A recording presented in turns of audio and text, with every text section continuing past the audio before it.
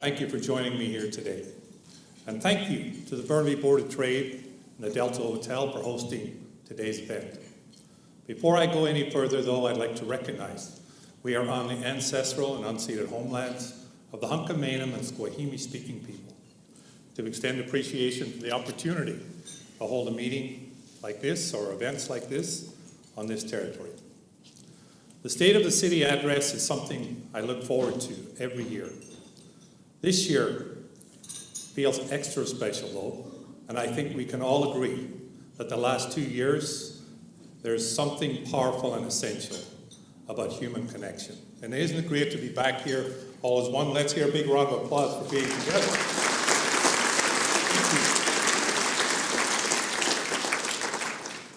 It really is so important to share each other's company, and it's wonderful to be doing these things again in person like we are today. It's taken a committed, community-wide effort to get to this point, so thank you. Over the next few minutes, I'll provide an in-depth update on the important projects, programs, and policies that will shape the future of Burnaby. There's so much to talk about. Earlier this year, City Council approved the most ambitious capital plan in Burnaby's history, a $500 million investment into key infrastructure in our city. And that capital plan will tie into our long-term plans to make the vital shifts in housing, transportation, and climate action in Burnaby. I'm excited to talk about our innovative approach to tackling these issues, but before we get there, I want to share a little about our city's core functions. And if you can just think about a typical day. When a Burnaby resident wakes up in the morning, one of the first things we might do, take a shower, use the bathroom, brush your teeth. Already, we're relying on water and sewer services, which are maintained by city staff. Underneath our city, we maintain a network of 723 kilometers of water mains, which connect to homes, businesses, and hydrants throughout Burnaby. This maintenance of this network of pipes is monitored, replaced, and repaired by people like Michael, Danny, Dave, and Nelson. And after you wash up, you might gather your kids to take them to school, driving on roads maintained by the City of Burnaby. In total, we have more than 1,700 lane kilometers of road in this city. In addition to repaving the roads as needed, frontline staff like Silvano and Dean are deployed to patch the potholes that often appear every year as a result of freeze-thaw conditions. As you drive these roads, you'll obey the directions on signs manufactured at the city's sign shop, the Still Creek Workyard. If it's winter, earlier in the day, these same roads may have been plowed, salted, and treated with a de-icing solution by the city's snow clearing team. And if instead of driving, you're walking your kids to school, you're walking along sidewalks or paths installed by city staff. And while you're out and about during the day, the city's solid waste crews may swing by your home or apartment to pick up and dispose of waste and recyclables. Last year, our crews picked up more than 20,000 tons of green waste, which comprises more than half of all the materials we collect. After school or when work is wrapped up, your family might head to the local park, enjoying the fresh cut grass or admiring the iconic Burnaby eco-sculptures maintained by skilled workers like Avery. Or maybe you'll head over to the Shadbolt Center to see a play or attend a fitness class at the Christine Sinclair Community Center. Of course, these services are delivered by a hard-working staff at the city's Parks and Rec Department, fitness instructors, lifeguards, front counter staff like Phoebe Howe. This is just a small sample of the kind of work city staff are doing every day to keep our city moving. And I know they are so proud to serve the public. The city provides essential services on a daily basis to nearly 250,000 residents who live in Burnaby. And we manage to provide these services while maintaining healthy reserve funds and keeping our property taxes lower than the regional average.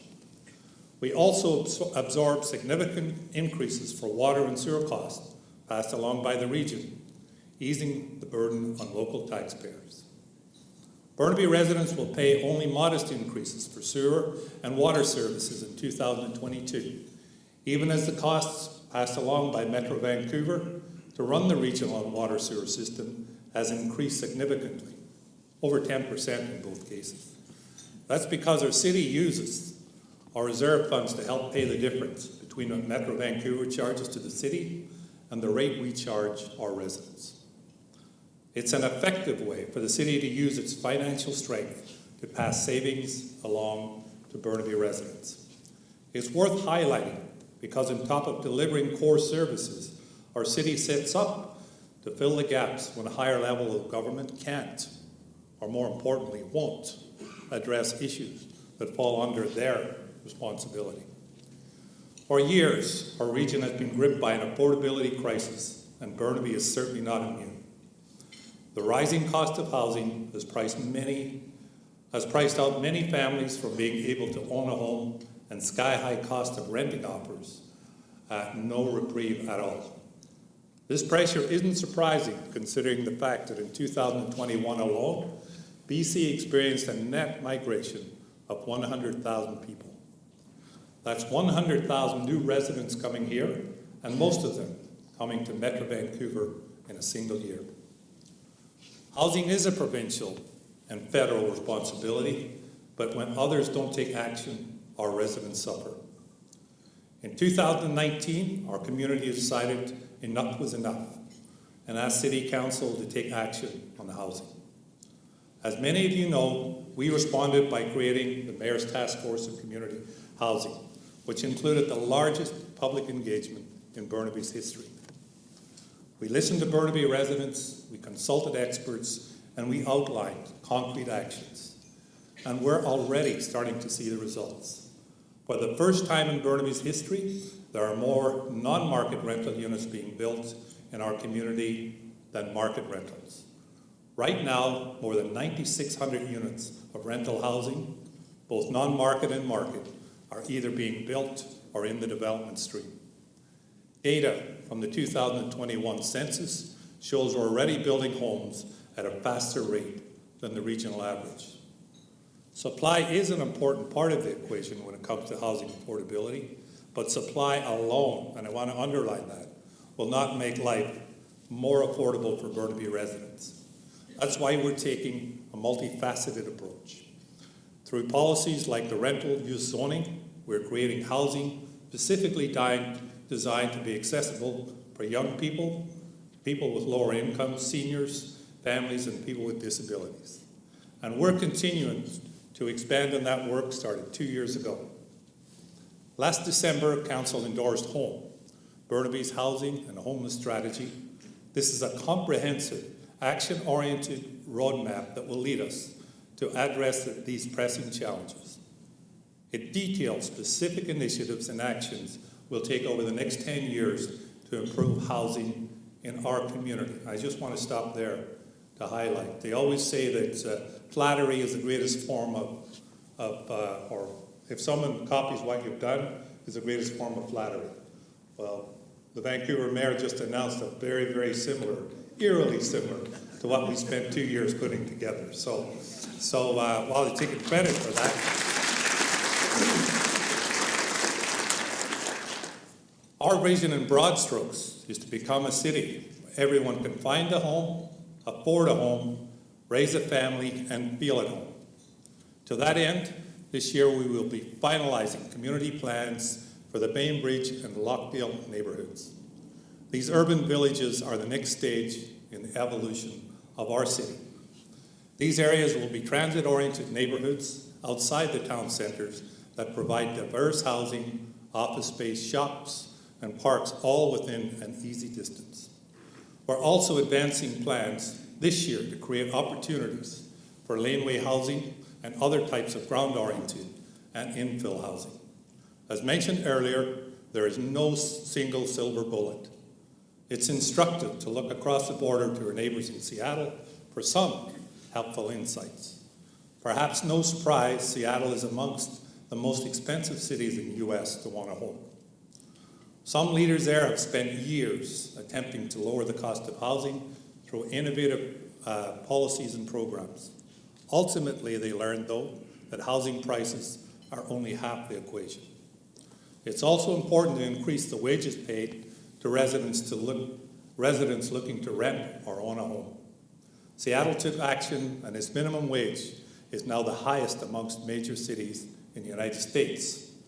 And we may not have the authority to raise the minimum wage in Burnaby, but as a city, we have adopted a living wage policy. This ensures anyone working at City Hall or doing work on behalf of our city will be paid a living wage. And we're also working to support the creation of high-paying family-supporting jobs in our city. A big part of this is finding ways to make it easier for businesses in our city to build and grow. For instance, we have heard from businesses that our development processes take too long, and we've been taking action to speed things up. Right now, we're doing an in-depth review with an eye to eliminate delay at every step of the process. Similarly, we have created a new temporary use permit bylaw, and this new bylaw allows landowners to apply for a permit to construct a building or temporarily use their land in a way that does not conform to the zoning bylaws for a specific property up to 3 years. These programs are important when businesses are helped to grow and flourish, our community grows, and you know that very well.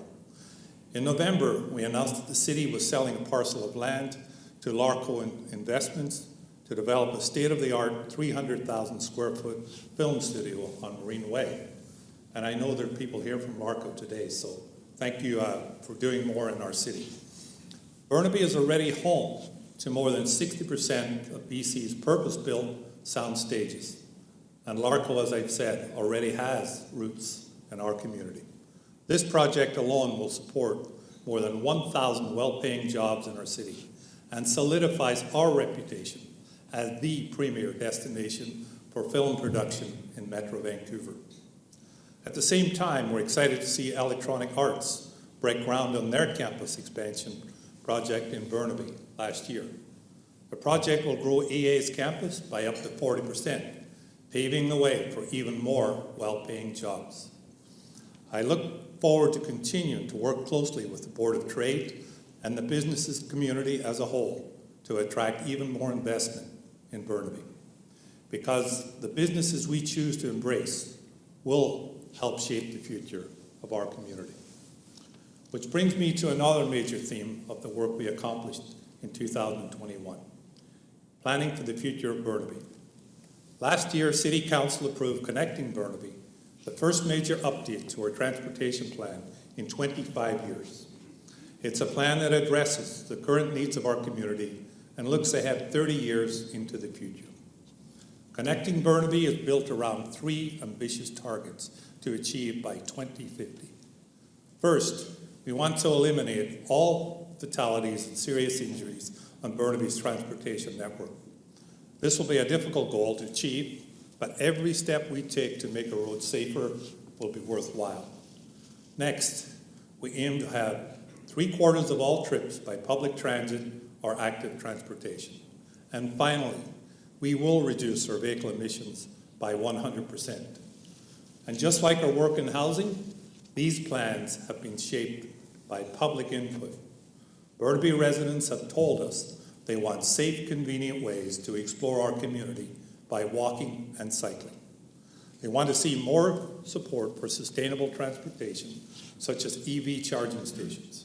And they want faster, more convenient public transportation. Getting people out of their cars delivers significant benefits for our entire community. Less emissions is better for our environment and supports our work on climate action. And when people walk or cycle or stop to grab a charge for their EV, they often end up spending more time visiting local businesses and supporting the Burnaby economy. And that's why we're moving quickly to deliver on the actions outlined in Connecting Burnaby. Last year, we installed a dedicated cycling lane on Still Creek Avenue along an important part of Central Valley Greenway. This new lane creates a safer situation for everyone by separating cyclists from vehicles and pedestrians. By moving quickly and using low-cost materials, we have addressed significant safety concerns without causing a major disruption to traffic along the route. You'll see more of these rapid installations of cycling infrastructure in the future. Using the low-cost approach gives people the ability to see the benefits of the new bike lanes, but also provide the flexibility to adapt quickly if issues arise. We've also moved quickly to address road safety near schools by extending the hours school zone speed limits are in effect and installing speed humps in targeted locations.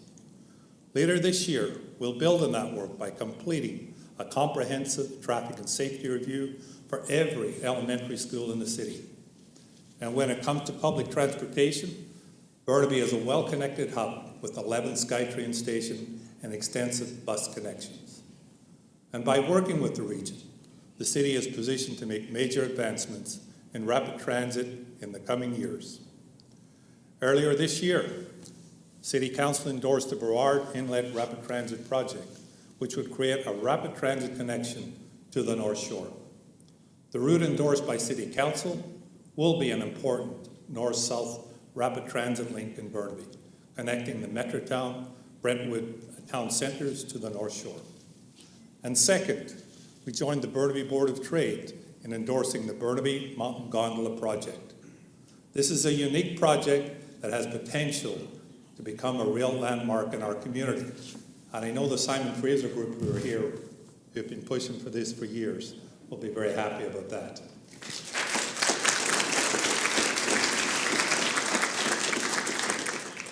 I'm also pleased to see that the Mayor's Council in Regional Transportation has endorsed this project and included it in their 10-year vision. Meantime, the city is leading by an example when it comes to sustainable transportation by rapidly transitioning our civic fleet to electric vehicles. This spring, we are completing the work on a new EV charging lot at City Hall with the capacity to charge 101 electric vehicles at a time. This lot will also feature an innovative solar canopy, which will allow us to generate additional emissions-free energy. And with more Burnaby residents making the switch to an EV, we're making it easy to get a charge. We've now installed 32 charging stations at recreation facilities, community centres and parks, with more to come. This charging network is important as we make the push to become fully carbon neutral in Burnaby. But we can't do it alone. And that's why we're investing in key partnerships to leverage the expertise that we have right here in our community, some in this room, to solve this crisis. Last fall, we partnered with the SFU, Morris J. Wast Centre for Dialogue in Van City to launch an innovative project, the Urban Resilient Futures Initiative. This initiative is designed to bring together residents as well as local experts and stakeholders across a number of fields. The intention is to create the focused and collective effort we need to accelerate our path to achieve carbon neutrality. For example, this initiative has already led to the development of a zero-emissions building retrofit task force.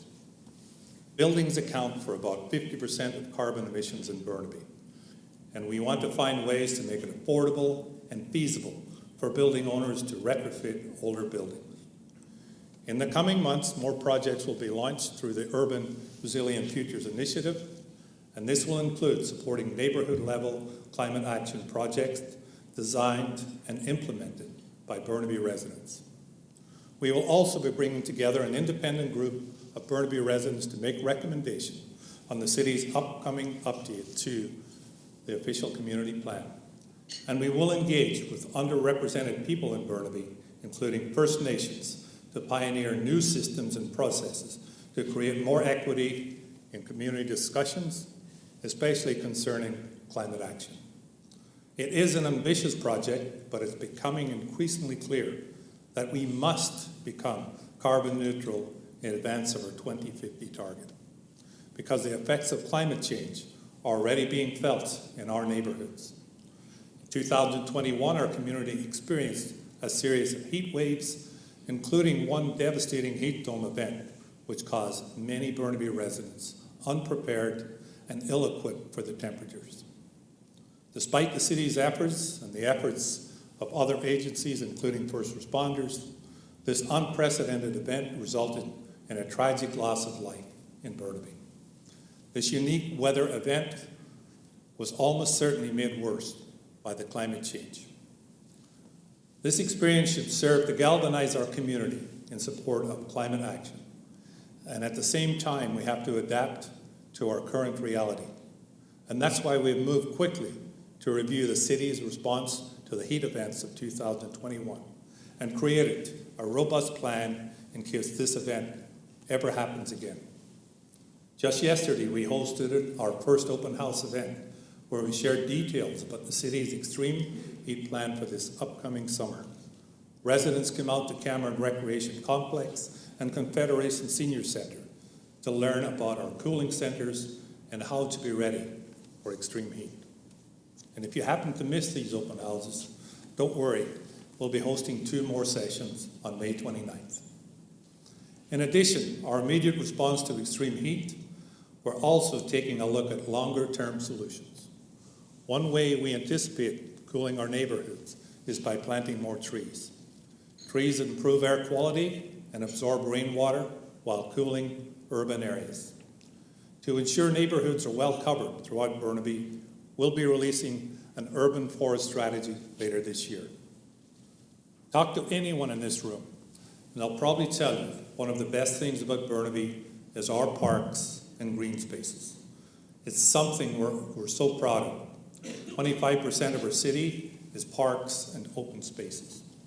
The urban forest strategy will outline the clear, long-term approach to maintaining and expanding that urban forest. The strategy will include developing a tree canopy map and boulevard tree inventory so we can set a canopy target and an annual planting program.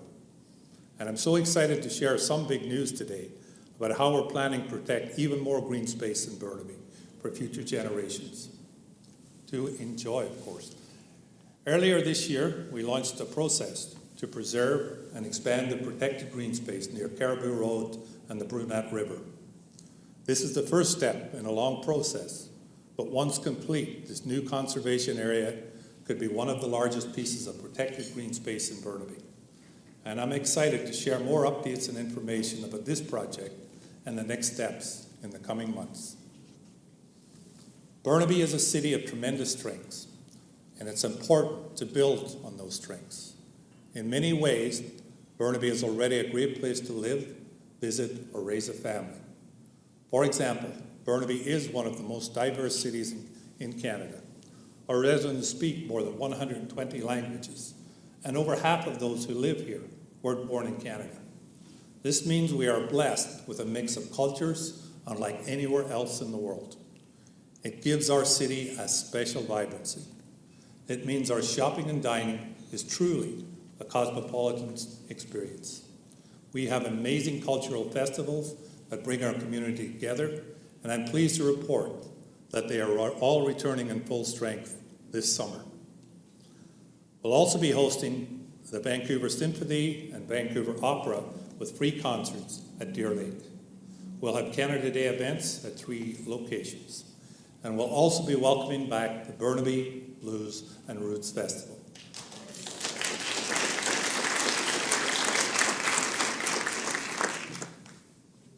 It's so exciting to have these events coming back to Burnaby, and I know residents are looking forward to enjoying live entertainment in our city once again. Over the past 2 years, however, our community, our country, and the world have suffered a lot. We've experienced a global pandemic, mass flooding, forest fires, and a severe heat dome. And racial inequity and past wrongs of colonization have been equally devastating. Through these dark days, we've reflected on how we live and how we live together in Burnaby, especially through the lens of reconciliation. The City of Burnaby is committed to diversity, equity, and inclusion, and we are committed to reconciliation with Indigenous peoples. We're committed to work together with the First Nations upon whose unceded territory our city has been built to build a new future for our community. It goes beyond territorial acknowledgements at events. It's about building stronger relationships and partnerships with First Nations and about implementing the Truth and Reconciliation Commission's call to action. The city's commitment to reconciliations is something deeply rooted in all our work and in how we live our lives as citizens and neighbours. I'm pleased to report that we're continuing to make great progress in implementing the calls to action outlined by the Truth and Reconciliation Commission of Canada and in building government-to-government relationships with local First Nations. In addition to planning our biggest National Indigenous Day event at Civic Square this year on June 21, the city has co-hosted the Indigenous Learning Week in partnership with Burnaby School District and is establishing a strong Indigenous presence at Burnaby Village Museum. As we build our Indigenous Relations and Reconciliation program and make investments in reconciliation, we look forward to co-developing projects with local First Nations and incorporating the language and culture of the Hunkaminam and Squamish-speaking peoples into our places and spaces in celebration and respect of our host nations. As we move towards reconciliation with Indigenous peoples, we look forward to brighter days. Diversity is our strength in Burnaby, and as a city, we want to build on our strength by considering our diverse cultures as we enhance and expand our parks, public facilities, and public spaces. Burnaby is truly an incredible city. It's past due that we step into that role more and share how amazing our city is. Sometimes that gets lost as Vancouver's closest neighbours. From the vistas of Burnaby Mountain to the roars in Burnaby Lake to the cityscapes of Brentwood and Metrotown, our city is a place of abundance, energy, and stunning contrasts. To this mix, we're proud to be adding something new that I think will become yet another iconic location in Burnaby, a 5-kilometre lighting display along the BC Parkway. Once complete, a total of 178 SkyTrain guideway pillars along the Expo line will feature new lighting that shifts between brilliant colours from Patterson Station to Edmund Station. Phase 1 of this project now complete with lights installed from Willingdon Avenue to Metrotown Station, we have already started to attract some pretty high-profile attention. As the world showed solidarity with Ukraine earlier this year, Burnaby stood alongside cities like Vancouver, Berlin, and Paris, while lighting up an iconic feature in our city with blue and yellow. Moving forward, the BC Parkway will also serve as a community spotlight with residents and non-profit organizations able to submit requests for specific lighting displays. Whether we're highlighting global causes or community campaigns, the lights on the BC Parkway will continue to reflect the Burnaby community. This is a project that will excite and delight visitors and residents while helping to create a truly iconic centerpiece as our city grows. And just as these lights make our community feel more lively, they also serve to make the BC Parkway a safer route for pedestrians and cyclists. In addition to the extra light provided by our exit lighting, we're working with TransLink to advance projects for new pedestrian level lighting on that route as well. Making active transportation safer and more fun is a great way to make our city more welcoming. Speaking of a growing city, I mentioned at the start of the speech, the City of Burnaby recently approved the most ambitious capital plan in our city's history, and I'm extremely excited to share some news about these projects, which I outline in this short video. Please turn your attention to the screen.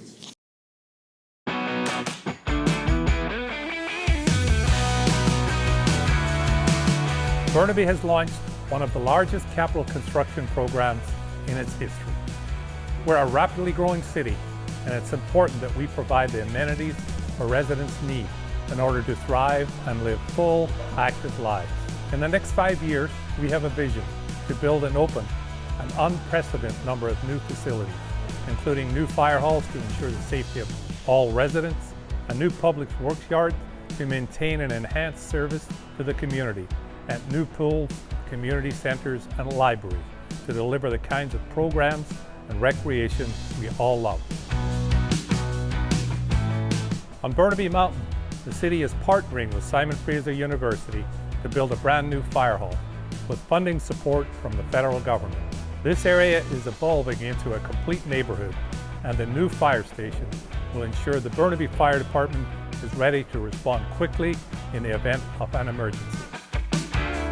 People live, work, study, and play on Burnaby Mountain, and it's essential that we have the capacity and infrastructure to keep up with the changing emergency management needs of the community. In central Burnaby, we're in the final stages of the redevelopment of the Laurel Street Works Yard.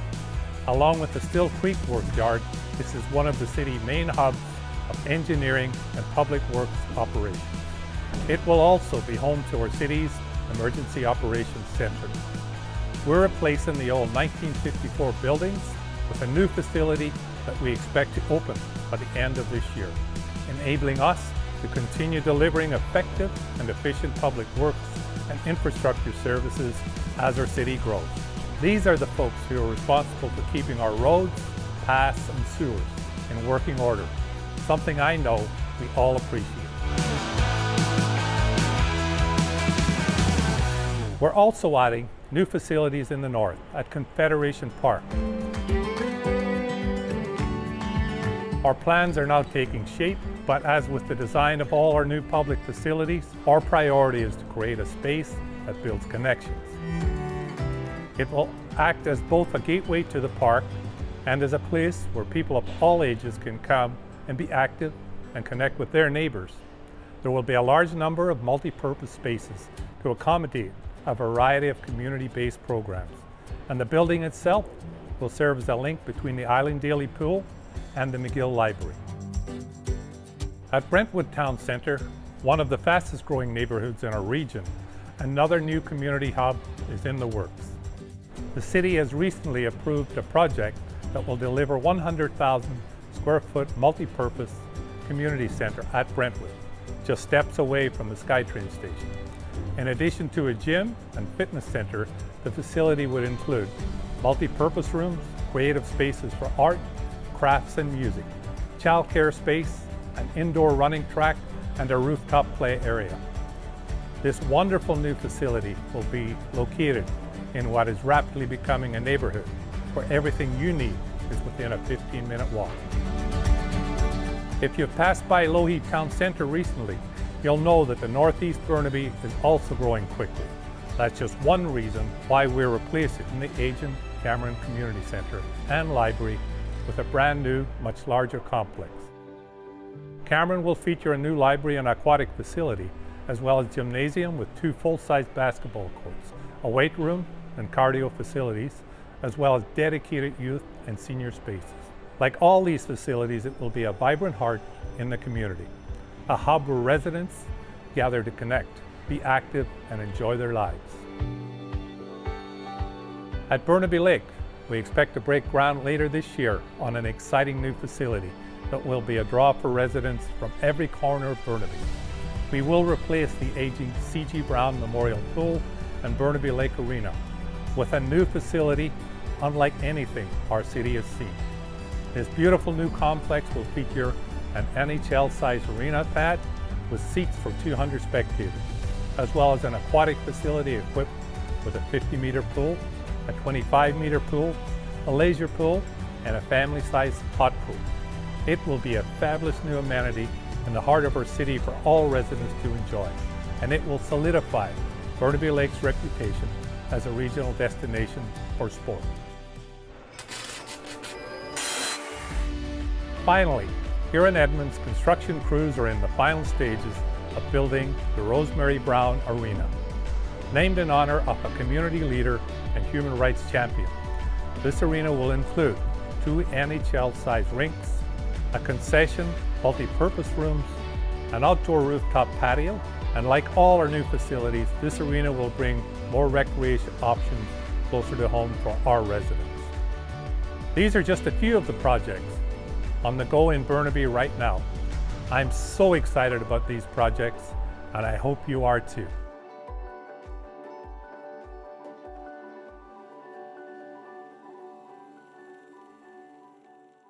In short, the future is bright for Burnaby.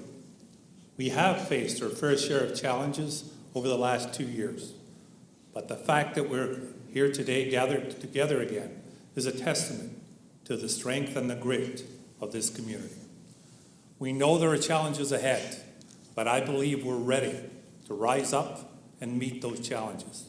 Together, we can chart a course to a more sustainable future while continuing to make Burnaby into a world-class place to live.